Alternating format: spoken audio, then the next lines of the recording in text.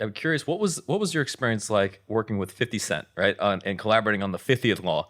So him kind of being, a rapper, kind of, I don't know if you'd ever kind of worked with a rapper before, how familiar you were with that scene and so on, but just what was it like writing a book together?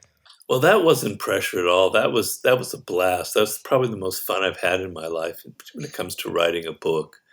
Um, because mostly my books deal with dead people, historical figures, and I'm just sitting here in this office that you see me in writing my books. And here I got to meet and hang out with a real what I call the Napoleon Bonaparte of hip hop. So it was a privilege. It was so exciting for me. I'm not someone who's really into celebrity culture. What I'm into is kind of realness. People who have had really horrible experiences and have surmounted them. I have a tremendous respect for them, and I like the energy that I can pick up from them because I think they've overcome obstacles that I've never had to deal with. So 50 kind of embodies that. You can sort of see it. He has this incredibly calm energy. He's not what you think he is. He's not violent. He's not yelling. He's not out there at all. He's very calm, very soft spoken. And that comes from all of the tough, horrible things he's been through. It also comes from having someone shoot him in the head and come this close to dying. And if you're that close to dying, nothing else really matters to you. So, sort of his calmness, his fearlessness was extremely exciting for me to be around. I really liked being around him. I learned a lot. And then writing the book, I got to hang out with him at the house that he bought from Mike Tyson in Connecticut, which is a very surreal place and very weird experience. I got to hang out with him on the streets of Southside Queens, where he grew up, and meet his friends and see kind of where he came from. I went to Vegas and the award ceremonies where I met all sorts of other rappers. I went to parties with him.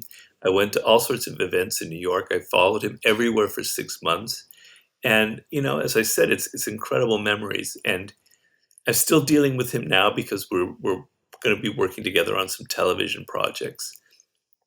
But he's wonderful, he's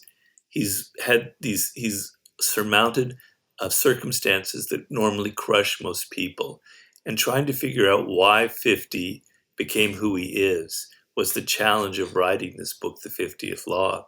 And so there was no pressure. As I said, that was like the most fun experience I've had in actually writing a book. And how much of it is, I mean, this has come up on some past podcasts in this type of conversation, in the sense of those who have gone through significant bouts of adversity and have kind of come out the other side and become very successful as a result. How much of this, through your experience, do you find is nature versus nurture? Meaning that this is the human being. They were born this way. They would have, just them being the way they are. They would have navigated through that adversity, versus that's the adversity shaped them. Well, it's a kind of question I can't really answer because it's one of those deep mysteries, and scientists argue endlessly about it. I think it's a combination of both. So, certainly, when it comes to 50 or people like him who grew up in the hood, or rappers who've surmounted that, there is something about him that's different. There is an energy. And I think the energy, if there is a genetic component, or I hate to say that, is his realistic outlook. He's not someone who wants to, get high all the time and just live a kind of in his fantasy world and imagine having money. He's extremely realistic when he looks at the world.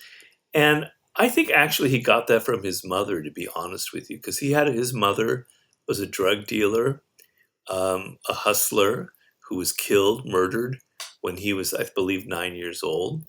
And she had that kind of hardcore mentality. And I think he got that from her, whether that's nurture or nature, I don't know.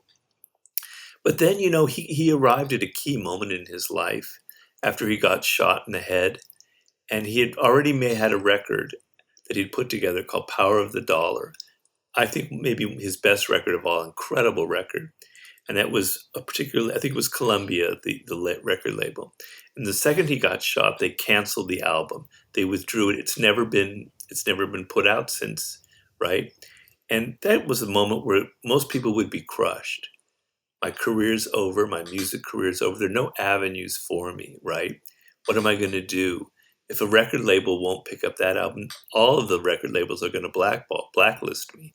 And so in that turning point, he became extremely angry and energized, and he decided he was going to prove them wrong. He was going to make them eat dust, as I like to say. And what he did was he went on this insane mixtape campaign where he went directly to the people. He brought his music directly to them. It was so hard hitting that people really, really loved it. It was such a phenomenal success that Eminem heard the music and go, we got to sign this guy here. Let's get him over to Interscope, right? But that turning point, which we talk about in the book called Turning Shit into Sugar, where you take the worst circumstance and you make it an opportunity. You know, how many people would ever think of that? Because being shot gave him realness, as opposed to all the fake gangster rappers out there, who pretended to be, real gangsters when they weren't. This gave him realness and authenticity. So he saw it as an opportunity. I don't know where that comes from, to be honest with you. It's a sort of a mindset, which I think is kind of a hardcore realistic mindset. But I think that's what makes him different.